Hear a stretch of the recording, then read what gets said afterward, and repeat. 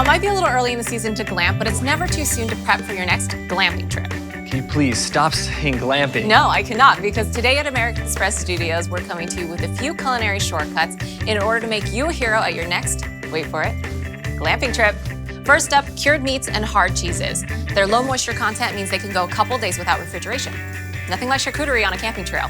Next, don't skimp on flavors. Use dried spices, bouillon cubes, and sun-dried tomatoes as the perfect flavor shortcut for your marinades, dips, and stews. All right, I'm on snack duty. Super light kale chips and super flavorful olives. Wow, we're officially not roughing it.